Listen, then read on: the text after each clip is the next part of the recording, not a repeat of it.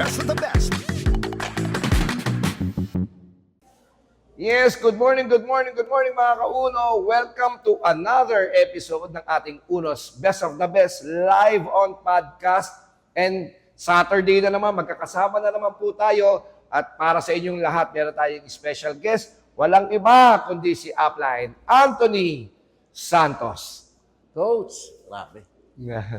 Yun, Upline Anton, gusto kong malaman actually, kilala kita.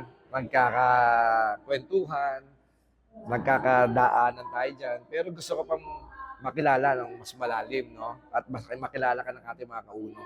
Ano yung buhay ni Upline Anton nung bata siya? So, yung buhay ko parang yung mga ordinaryong kabataan din na kasi lumaki ko sa probinsya. Oo. Okay, so ang talagang naging pangunahing hanap buhay namin diyan is yung magsaka ng palay, magtanim, Oo. lumapas. Yan po yung mga naging way of life namin diyan sa probinsya ng Bulacan. Kamusta yung buhay yung pagkabata ka? Masagana ba? Mahirap ba? Pagdating po sa hirap, talagang ang dami ko nadanasang hirap. Sige nga, kwento mo sa akin yun. Grabe po yun. Dumating po sa time na talagang kahit pang ulam, wala eh. Oo. Kahit pagkain, wala. Kasi bata pa lang ako, broken family na ako. Okay. Bata pa lang ako, pinangarap ko na mabuo yung pamilya ko between sa nanay ko, sa tatay ko. Kasi kaya ang nangyari, Coach Jay, naging palaki ako ng lola ko. Okay. Naalala ko pa that time, nag-aaral ako, grade 4. Pumupunta lang ang tatay ko kapag papasyalan niya ako. Saglit lang yun. Ilalabas ko lang ako, ipapaalam ako sa eskwelahan para ipanood ako ng sine. Pero after nun, siguro mga 8 months, 1 year na naman siyang mawawala. Nanay ko, ganun din. So, ibig sabihin, na-deprive ka no, sa pagmamahal ng isang magulang. Tama. Ang nagpuno nun yung lola mo. Yung lola ko. Oo. Yun yung pinaka naging kasama ko, lola at lola ko.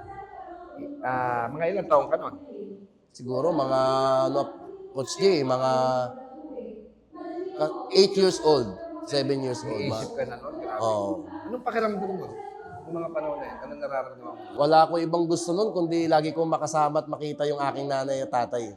So bata pa lang ako, pinagkait na sa akin yung ganung pakiramdam. Kaya nga tuwing may nakikita ako ng mga anak kasama yung kanilang magulang, hindi maiwasan na, siyempre nakakaramdam ako na ang swerte ng bata kasi bata pa lang siya na nakakasama niya na yung mga magulang niya. Oo. Oo. So tuwing nakakasama mo yung mga magulang mo, anong nararamdaman mo? Sobrang sarap sa pakiramdam kasi bata pa nga lang ako, parang ano na ako uhaw na ako Uhaw na ako sa makasama sila, maging makasama sila sa lahat ng Na matagal, bagay no? na gagawin ko ng Kasi matagal. yun, pagka nagkasama kayo, parang saglitan lang. Saglit lang po Oo. Tapos balik na naman ulit sa lungkot yung pakiramdam mo nun. Di ba? Grabe yung iyak ko noon, Coach Jay. Nung bata ko, pag iiwan ako, talagang naglulupasay ako. Ay, talaga? Naglulupasay ako na. Bakit ka Kasi sa loob ng isang taon, actually, isang beses ko lang siyang makita Isang beses. Oo. Tapos, saglit lang, aalis na naman. Yun din yung nagpatibay sa'yo. Isa rin yung sa naging dahilan kung bakit hindi ako nakadepende kahit kaninong tao. Oo. Kasi parang bata pa lang ako, nasanay na ako na kaya kong tumayo kahit ako lang.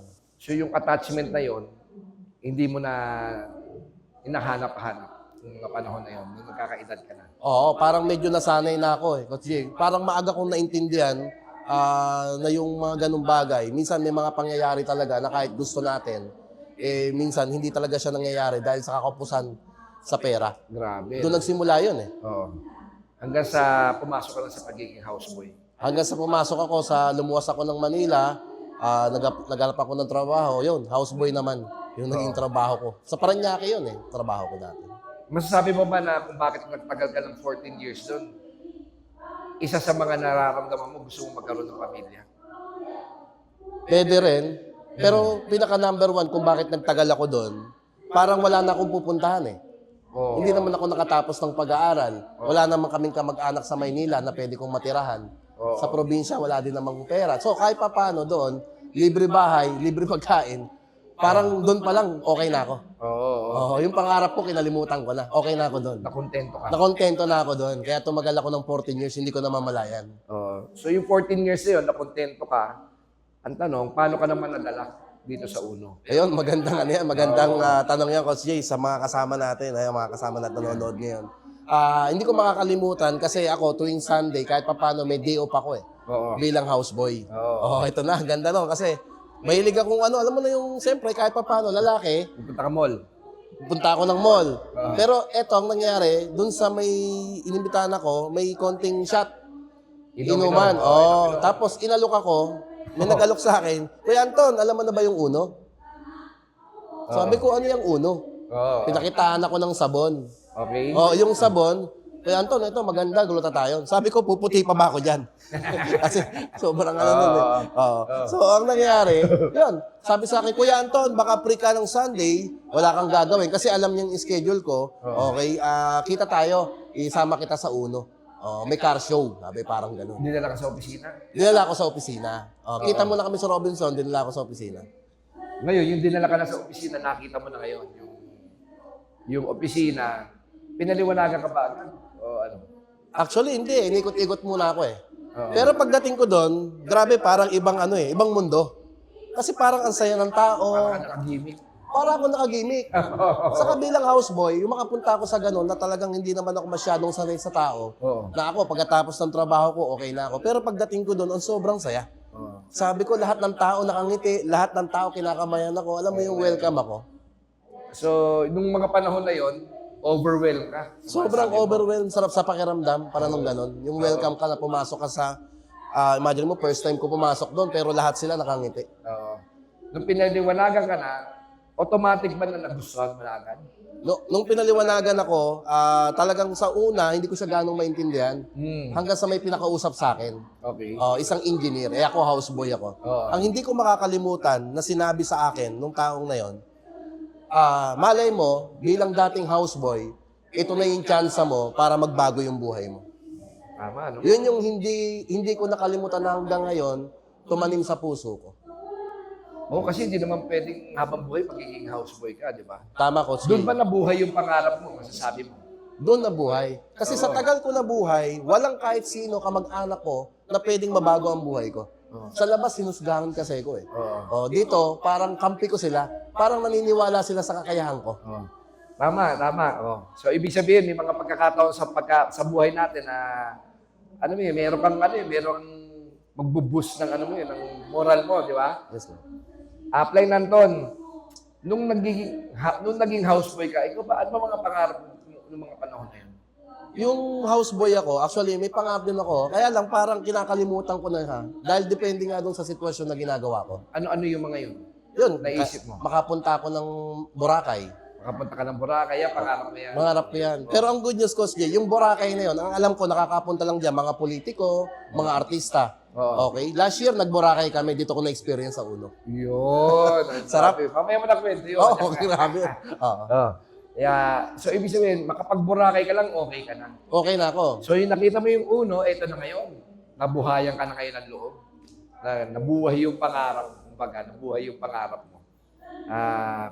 Ngayon, ang next na tanong ko sa'yo, sino ba si Upline Anton sa labas naman ng Uno? Yan. Ano ba masabi mo sa sarili mo? Sino ba si Upline Anton sa labas ng Uno? Isa ba siyang mabuting anak? O sa ganon? Ano yun na yung mga sumasagi sa isip mo? Ako kasi, sa labas ng Uno, hindi naman sa pagbabuhat ng bangko, talagang ako, mas priority ko talaga yung magulang ko. Sila Kahit talaga kahit gano'n din nangyari. kahit ganun yung nangyari. Actually, kahit yung sahod ko dati, 250 lang. Kahit paano, basta may maipadala lang ako na nakakapagbigay ako kahit paano. Talaga? Oo. Naiisip mo pa rin sila? Naiisip ko pa rin sila sa kalagitnaan ng... Actually, ang daming challenge na nangyari sa akin sa mga magulang ko. Pero sabi ko, magulang mo pa rin yan eh. Oo. Mabuting anak ka. So, ibig sabihin, si Upline Anton ay isang mabuting anak. Yes, Coach. Yan, grabe pala rin, no? Kaya, alam mo, minsan yung mga, kadalasan yung mga mabubuting anak, yan yung mga taong pinagpapala talaga sa buhay. Naniniwala ka ba ron? Yes, Coach. Naniniwala ako doon. Nung nag-uno ka na, eto na ngayon. Marami kang mga pwedeng pagdaanan. Okay? Ano-ano yung mga strategies mo nung bago ka? Ano yung mga ginagawa mo? Actually, nung... Naging yun, madali ba sa'yo? Naging mahirap? Hindi, naging mahirap, Coach Jay. Sige nga, kwento mo. Actually, ang hirap kasi una sa lahat, houseboy ako, malayo ako sa ganitong industriya. Okay. Pero sabi ng mga coaches ko, nakinig lang ako sa mga nag-guide sa akin, ang sabi kasi nila, once na nagawa namin, ituturo namin sa'yo, makikinig ka lang. Kasi tama naman walang hindi matututunan kung makikinig tayo dun sa nag-guide. So ang ginawa ko, mga strategy, Coach Jay, hindi kagad ako nag-ano sa income kahit nahihirapan ako. Oo. In-enjoy ko lang. Hindi ka bumasi sa income. Hindi ako bumase sa income kasi alam ko, Coach Jay, na yung income magdedepende kung gaano karami na yung kaalaman ko. Oo. So, Yun yung inaaral naging- mo siya? Inaaral ko muna siya. Oo, inaaral mo. In-enjoy ko siya. Training lang ako ng training. Masipag ka mag-training. Masipag. Oo. Para sa akin kasi, Coach Jay, yung mga natutunan ko sa uno, kahit hindi pa ako kumikita, pakiramdam ko, mayaman na ako nun Oo. Kasi ang dami ko natutunan na hindi ko natutunan sa labas. Saka marami ka naging kaibigan. Marami. Marami ko nakasama pa. So, nag-training ka na ng training, apply nandun. Ito na ngayon. Naging madali na ba sa'yo yung pag-network? Yun, medyo kahit papano, mas nagagawa ko na siya. Oo. Kasi nga, natuturo na dun sa training yung mga dapat kong gawin. Oo. Masabi mo ba na kahit nagtitraining ka, meron ka pa rin pagdadaanan? Meron pa din. Kasi hindi naman talaga totally, halimbawa, nag-training na, alam na. So, everyday talaga may mga panibagong challenges Tama, oo. So, sa pagiging houseboy mo, nakita mo na yung uno. Yes, Coach. Ito na ngayon ito na ngayon ang senaryo. Nung nag-join ka, hindi lahat naniniwala sa iyo. Sobrang dami. Anong sinabi ng mga kasama mo nung sa Ang dami. trabaho? Anong sinabi sa iyo? Minsan, sino pa yung inaasahan mo na susuporta sa'yo, sila pa yung mismong talagang kumontra sa akin. Ano yung mga sinabi nila sa iyo? Number one, hindi ko makakalimutan, hindi totoo yan. Oo. Nauna lang yung mayaman dyan. Okay, o ano pa? Recruit yan. Mga bagay na lahat ng klase na... Lahat ng actually, mga ayaw mo marinig. lahat ng mga ayaw kong marinig, nung nabuksan yung pangarap ko, akala ko talaga lahat sasang-ayon, tapos nakarinig ako ng mga bagay na ayaw kong marinig. Ano naging pakiramdam nun sa iyo? Siyempre, aminin natin, medyo nag-agaw na yung ano natin nun yung isip natin Oo. Dahil hindi pa sapat yung kaalaman ko sa negosyo na to, dahil bago pa nga lang ako. Oo. So, pero ang number one na ginawa ko doon, talagang lumapit ako doon sa nagme-mentor sa akin o yung upline ko. Ano sinabi mo sa Kasi kanya? sinabi ko yung mga sinasabi nila. Oo. Oo. Noong pinaliwanag naman sa akin. Oo. At nung ko naunawaan na hindi kagaya nito yung mga sinasabi nila sa labas. Oo. Normal lang yan. May mga sasabi sila, di ba? Yes, Ano masasabi mo doon sa mga kauno natin na nandyan ngayon na same ng pinagdaanan mo na may mga nasasabi sa kanila? Ano masasabi mo sa kanila? Yun, good morning mga kauno. Alam mo, sa tutusin lang talaga ako, madalas kong, ito laging motto ko sa buhay Magiging mali lang isang bagay pag hindi mo kayang panindigan. So pinindigan natin, nagsimula tayo dito, hindi porket sinabi ng iba na hindi maganda yan, na hindi tama yan. Actually, mas nakakagigil ng patunayan sa kanila na tama yung ginagawa natin. Tama ba? Na ito'y legal. At higit sa lahat, marami tayong matutulungan tao. So kung ano man yung mga kung kailan ka nagsimula, ang daming parang pumipigil sa'yo para magawa mo to. So, hindi dahilan yan para tumigil ka. Gamitin mong dahilan yan upang mas lalo kang magtuloy para patunayan sa kanila na totoo ang pangarap na pwedeng makuha sa ginagawa natin. At makatulong ka sa pamilya mo, sa mga mahal mo sa buhay. Grabe, no? Ang layo-layo na doon sa dating houseboy, no? Parang ano ka na ngayon, parang politiko ang dating,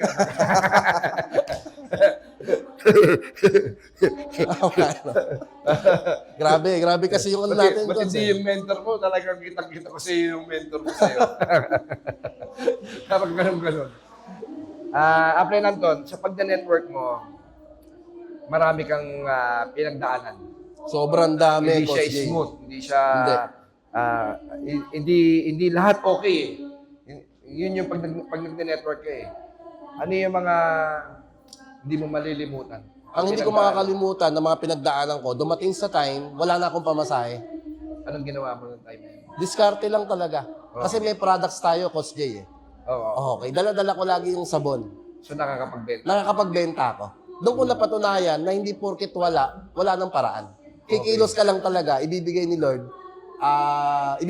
yung gusto mo. Oo. Yun, doon ko napatunayan, lagi ako may dalang sabon, tapos yung mga vitamins natin, kahit yung banig-banig. Oo. Yan, nakabenta ako ng isang sabon, may pamasahe na ako, may pagkain na ako. So yun yung mga ginawa mong strategy para Yun ang strategy makasurvive. ko para makasurvive sa negosyo natin.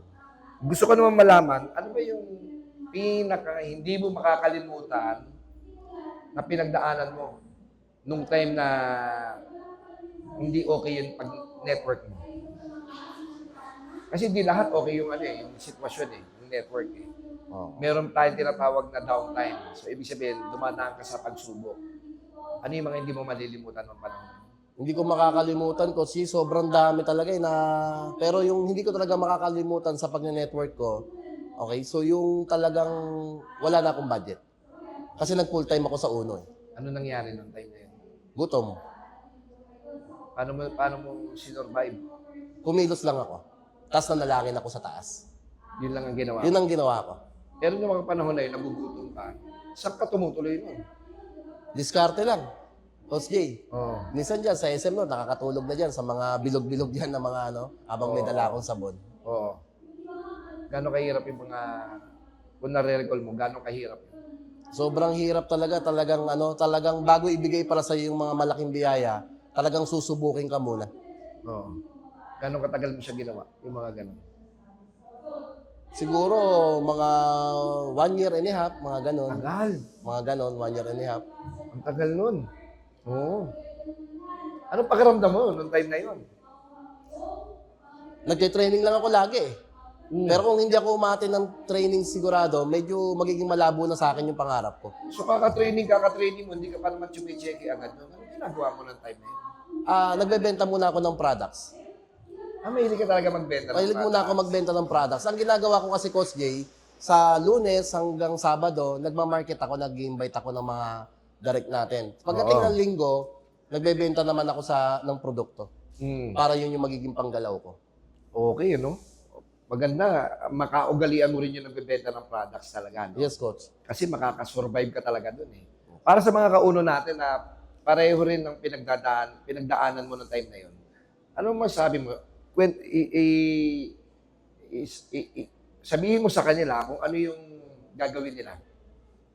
Yun, guys. Good morning mga kauno. So, once naman, may pinagdadaanan tayo, example sa mga financial, kasi temporary lang naman yan Kung nahihirapan tayo ngayon, kailangan natin ng income, i-maximize lang natin yung mga potential income sa ginagawa nating negosyo. Pwede tayong magbenta ng products, okay? Kasi, iba din kumbaga nadapa ka dito ka tumayo. Okay? So, huwag kang maghanap ng ibang pagkakakitaan. Kasi ang nangyayari kasi, pag ikaw nadapa dito, sa iba ka tumatayo, yung mga nasimulan mo na dito, nababaliwala lahat. Tama. So, walang makakaligtas sa proseso. Kailangan mong daanan yung proseso kasi yan ang magpapatibay sa'yo na gagamitin mo para umangat ka sa negosyo natin. Yun, napakaganda na apply natin. Ikaw ba single? Coach Jay, may partner. May partner ka? partner. May asawa ka na? Wala pa, Coach Jay. May girlfriend ka lang? Partner lang. Oo. Siya ba yung nag-uuno? Hindi pa? Uno rin, member. Uno member na rin siya. Okay. Apply Nanton, yung mga tao ng negative sa'yo, natatanda mo pa sila? Tanda ko pa sila. Hindi ko sila makalimutan. Hindi sila kalimutan. Ano gusto mo sabihin sa kanila? Yun. Thank you.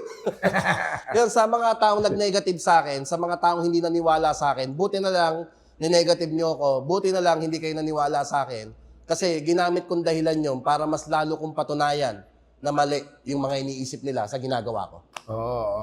Kasi kung nakinig ako sa kanila, so ganun pa rin yung buhay ko. Malamang huminto ka nun, no? Huminto ako nun. Kapag yung mga sinabi nila sa akin, dinala ko, bibigat kasi yun sa pakiramdam ko So, hindi siya makakatulong para magawa ko ng tama yung negosyo. Gusto kong balikan yung hindi ko makuha, hindi ko ma-extract yung sagot mo do sa, kasi lahat nahihirapan apply Nanton. Yes, Coach. Gusto kong i-detalye mo saan ka nahihirapan? Actually, Coach Jay, talagang ito, ito, 2 years ako nawala Oo. 2 years akong huminto sa Uno.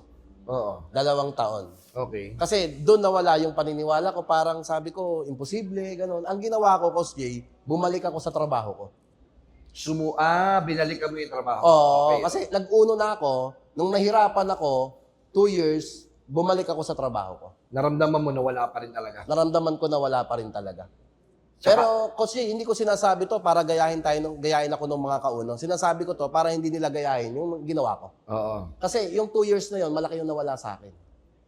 Ano nangyari nun? Yung 2 years na yun, na sana dapat tinuloy-tuloy ko yung negosyo, at least mas nakabisado ko. Kaya lang, wala eh. Wala rin nangyari kasi bumalik ako sa dati kong trabaho. Bumalik ka sa dati mong buhay. Dati kong buhay. Ngayon, hindi ka na naman nakontento, bumalik ka ulit sa uno. Yon. So, parang naano ako nung Coach Jay kasi nag-flashback sa akin na binigyan ako ng opportunity na pwedeng magbago yung buhay ko. Bakit hindi ko pinahalagahan? Oo. Anong masabi mo sa mga kauno natin na hindi pinahalagaan yung opportunity Ayun, na meron tayo? Yun mga kauno. Alam mo, sa bawat tao, maraming tao na naghahanap ng opportunity na pwedeng mabago yung buhay. Alam mo, andito na tayo sa opportunity na pwede tayong kumita ng malaki, mabigyan natin ng masaganang buhay yung pamilya natin. Wag na wag tayong magsasayang ng oras para gawin to. Oo. Tapos iwasan na yung duda, takot. Ang importante kasi yung paniniwala. Kasi yan ang nagdala sa akin kung ano man yung mga nangyari sa akin ngayon. Ang meron lang ako paniniwala. Yun yung naging daan. Na hanggang ngayon, hawak-hawak ko yung paniniwala na yun. Grabe excitement mo ngayon kasi ramdam ko pa rin kung ano yung excitement mo nung time na inawardan ka no, sa Team Royals. Yes, Coach. Apre Anton, anong pakiramdam ngayon? Ikaw yung reigning top 1 ng grupo ninyo. Yun, grabe. Sobrang sarap sa pakiramdam, Coach Jay. Na lahat ng mga... Naiyak ka nun? Iyak ako nang hindi nga ako gano'ng makapagsalita. Parang, Bakit ka naiyak nun? Kasi ano parang- yung nagka-flashback sa utak? nag-flashback sa akin yung mga trabaho ko bago ko makarating ng top 1. Yung mga nangyari na hindi maganda bago ko makarating ng top 1. Ang daming struggle, hindi siya madali. Pero nung nahawakan ko na yung award para dun sa top 1, parang halos lahat na wash out, nakalimutan ko. Oo. Parang sa buhay, isang panalo lang. Lahat, makakalimutan mo parang ganun. Yun yung gusto kong marinig ng mga kauno natin. Ano yung mga struggle na yun at paano mo nilang pasan? Ayun, yung mga nangyari po sa akin. Oo, Coach. yun oo. Yun, mga struggle na nangyari sa akin. Dumating sa time, ang dami kong iniimbitahan pero wala namang sumasali. Oo. Minsan, kamag-anak ko, lahat kinausap ko, hindi rin sumasali. Mm. So, ang ginawa ko, mas dinagdagan ko lang talaga yung activity ko. Tapos, mas lalo ako nakipagplanuhan sa mentor ko, hindi ako umiwalay sa kanya kung ano yung mga plano na ibibigay niya sa akin. Sumunod, nakinig lang ako. Hanggang sa, yun, pinaka number 1 naman, Coach Jay, naging consistent lang ako. Nahihirapan naman lahat ng tao, pero kailangan, kahit nahihirapan, huwag tayong hihinto. Kasi dumarating sa time, pag nahihirapan, hihinto eh. Sige, para doon sa mga nahihirapan, apply na doon, anong mensahe mo para sa kanila? Yun, sa mga nahihirapan, congratulations. Kasi ganyan talaga yung daan patungo sa tagumpay natin sa negosyo. Sa simula, hindi maganda, okay, para tayong bumibiyahe na may dadaanan tayo ng mga daan na bako-bako bago tayo makarating doon sa pinakamagandang daan na kung saan makukuha natin yung tagumpay natin. Okay? So, kung nahihirapan man tayo ngayon, huwag kang mag-alala, pansamantala lang yan, temporary lang yan. Kasi naniniwala ko, Coach Jay, pag tayo nahihirapan, may tinuturo lang sa atin yun. Tama. Na pag nalagpasan natin, magiging kwento na lang. Na darating ang time, ikaw naman yung andito, maraming may inspire sa'yo. Kasi nung panahon na nahihirapan ka, hindi ka bumitaw. Tama? So ngayon, sinishare mo naman yung story mo. Yun lang po, Coach Jay. Anong pakiramdam nung kumikita ka na ngayon? Ay, sobrang Tapang ka na. sarap. Oo. Nakwento ko kanina, Coach Jay, di ba? From 250 pesos. Sige nga, Yung oo. sahod. Yung sahod. 250 pesos. Ngayon, magkano na chinecheck ni apply na doon? Nung nakaraan, nag-consistent ako, buwan-buwan, 100,000. Grabe oh. Dating houseboy ngayon, nag-100,000. Anong pakiramdam mo? Sobrang sarap. Yung mga panaginip, dito totoo eh. Mga panaginip sa labas, dito totoo. Sobrang sarap sa pakiramdam na imaginein mo na ako, hindi naman ako magaling, houseboy ako, pero nagawa kong kumita ng 100,000 dahil dito sa tamang opportunity na meron tayo. Nasubukan mo na bang makausap ulit yung tatay mo, nanay mo? Oh, Kumikita nasubukan ka na. Nasubukan na, Coach. Anong Kasi sabi nila sa'yo? ang masarap lang na part doon na dati kasi pag nangailangan sila, hindi ganun kalaki yung naibibigay ko. Ngayon, kung ano man yung kahit papano, yung nangailangan sila, mas nabibigyan ko ng sapat. Ano sabi nila nung nakita nila kumikita ka na? Yun, masaya sila. Kasi nung una, Hindi sila makapaniwala. Hindi sila makapaniwala. Kasi nung una, hindi rin sila naniniwala sa ginagawa ko. Oo. Oo. Eh ngayon, maganda na lang yan. Ano sabi nila sa'yo? So, yun sabi nila, buti na lang, tinuloy ko daw to. Kasi kung hindi ko daw tinuloy, malamang wala din naman akong kikitain dito. Yun ang sinabi nila. So, doon ko napatunayan na ang isang bagay, wag mo lang ihinto talaga. Kahit maraming umaawat, kahit pamilya mo pang umawat. Kasi, Huwag kang papapigil. Huwag kang papapigil. Kasi kahit kumita ka man, Kasi pag kumita ka, sila rin naman yung makikinabang nito. Oo. Sila rin yung magbe-benefit sa bandang huli. Oo nga, oo. Ano yung mga kadalasan na mali na ginagawa ng mga bago pa lang? So marami eh. Sige nga, isabihin mo sa kanila na para masolusyonan nila. Yun, number one, nakikita ko kasi ako bilang bago, sasabihin ko yung mga mali na nagawa ko nung bago ako. Yun, oo. Kasi doon na mas makaka-relate eh. Sige. Number one, hindi ako nakikinig sa upline ko. Yan. oo. Kaya ako tumagal hindi kumita kasi hindi ako nakikinig sa upline ko. Kasi ako, mas may edad ako sa upline ko noon eh, yung nagtuturo sa akin. May pride ka nun. May no? pride ako noon. Ang sabi ko, sa labas, mas may edad ako sa'yo, tapos dito, makikinig ako sa'yo. Oo. So, So, ang nangyari- unang-una, hindi ka nakikinig. Hindi ako nakikinig. Ano pa yung ibang mga ginawa mo nun? Pangalawa, nung magsisimula, yung talagang minsan, pati pag-attend ng training, Pinipilit ka pa. pinipilit pa. Kailangan pang laging pilitin pag-aatin lalo ng mga special training. Kung baga nararamdaman mo, obligasyon. Obligasyon. Oo, obligasyon ang nararamdaman, hindi yung kumbaga sa dapat talaga aating ka nun para matutunan mo siya. Oo. Kaya lang parang nauobliga ka. Parang ganon. Oo, yun yung mga pagkakamali ko dati. Anong masasabi mo doon sa mga bago na same ng nararamdaman mo? Na hindi nakikinig sa upline, feeling nila, obligasyon nila yung pag-aatin ng mga trainings. Ano masasabi mo sa kanila? Iyon, good morning mga kauno. Sa mga kasama natin, mga bago nagsisimula pa lang, huwag niyong gayahin kung ano yung mga pagkakamali ko dati. Kasi ang nangyari, imbis na kumita ako ng mas mabilis, mas natagalan yung income ko. Mali pala yun. Mali yung hindi ka makikinig sa taong nag-guide sa'yo. Mali yung kailangan ka pang pilitin pagdating ng mga training. Kasi syempre nagnegosyo tayo. Ang number one na puhunan natin, bukod sa pera, dito yung commitment natin sa ginagawa nating negosyo. Kaya masasabi ko lang sa inyo, pag may mga training, lalo espesyal, ibig sabihin yan, mahal ka ng upline mo. Mahal ka ng taong nagpasali sa'yo kasi ayaw niyang pumayag na hindi ka kumita. Kaya pag sinasabihan ka na umatin ka ng training, okay, so umatin ka ng training, may mga tinuturo sa'yo, so sundin mo lang. Lahat yan papunta sa pagkita mo sa negosyo na to. So, wag ka nilang tularan. Huwag akong tularan na gano'n. Na matigas ang ulo ko dati. Oo, tigas ulo ko nun eh. Para kumita sila ng mas mabilis. Hindi Ito umiyak tumagal. yung top 1 ka.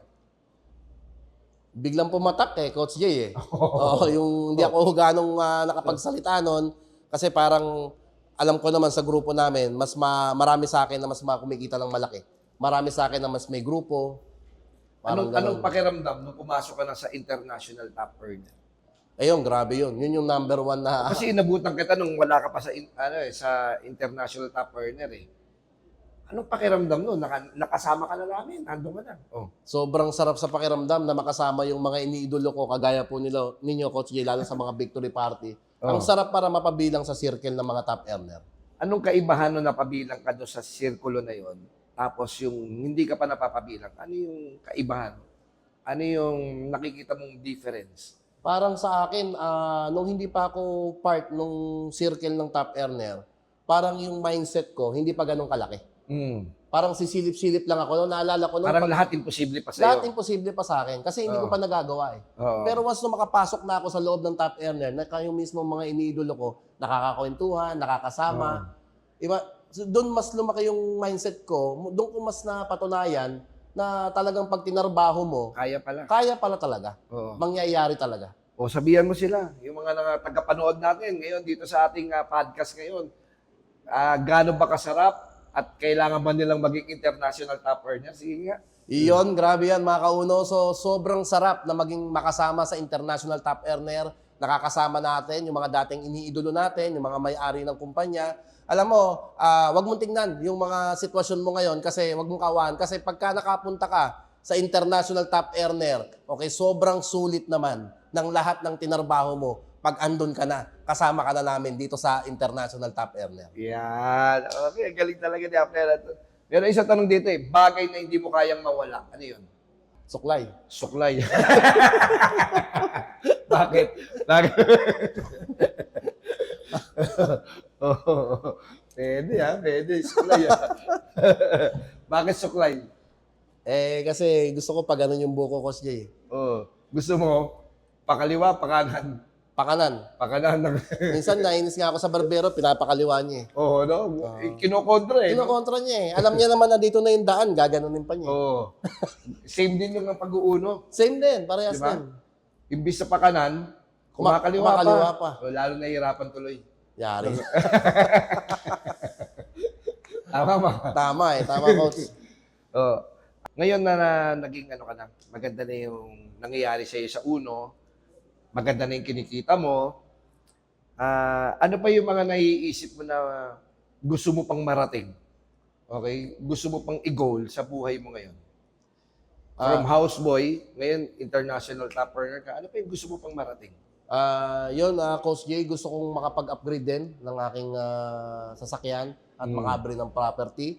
At higit sa lahat, ito yung isa sa mga goal ko din na maisama ko yung aking, kasi broken family ko, nanay ko na lang, makisama ko yung nanay ko sa abroad. May pasyal ko siya kahit sa Hong Kong man lang. Sarap din no, no? Kasama mo sila, no? At iba yung feeling na yun, no? Diba? No? Ikaw ba, nararamdaman mo pa rin na pagkasama mo siya na nagiging bata ka pa rin ba? Yung feeling na gano'n. Yes, coach. Kasi lalo yung Ano yung mga... feeling na yun? Sige, kahit ganyan yung edad mo. Yung mga short ko na medyo parang ayaw ko nang gamitin, may konting punit yan, tatahiin pa yan. Oh. Di ba ganun yung mga magulang? Ano yung pakiramdam na pagkasama mo yung magulang mo, kahit kumikita ka na, yung missing part ng pagkabata mo na yun, nararamdaman mo pa rin yun? Nararamdaman pa rin po. Oo. Kasi nga, mula pagkabata, hindi naman talaga totally naging madalas kami magkasama. Kaya nga, isa rin sa pinaka talagang ginugol ko na lagi kong daladala, yun eh talagang mapalago ko yung binigay sa akin na opportunity na para mas maibigay ko yung sapat na sarap ng buhay na pinagkait sa akin nung nasa amin nung kabataan na kaya kong ibigay dahil sa opportunity na meron tayo. Kung makakasalubong mo yung dating ikaw, yung bata ka, anong masabi mo sa kanya? Anong gusto mo sabihin sa kanya? Sasabihin ko sa kanya na hindi porket naging broken family, hindi yan yung dahilan para magrebelde tayo sa magulang. Which is yan ang gamitin natin para mas lalo natin buuin o baguhin yung buhay natin. Kasi dalawang bagay ang pwedeng mangyari kapag broken family ka. So, pwede mong gamiting dahilan yan para sirain yung buhay mo. O pwede mong gamiting dahilan yan para mas pagandahin mo, buuin mo yung buhay mo, kunin mo yung mga pangarap mo para mas maibigay mo yan para sa magulang mo. Ganun siya. Tama. Para sa mga nangangarap na mga kauno natin na gustong umasenso sa buhay, anong gusto mong mensahe para sa kanila?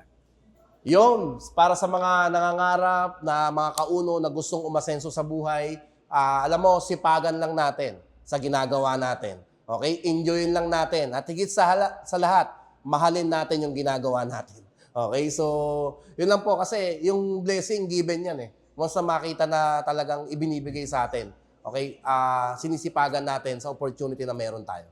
Yan. Meron tayong mga hindi pa members, meron pa tayong mga follow-up na nandyan, na nanonood somehow, napadaan sa mga newsfeed nila. Anong gusto mong masabi sa kanila?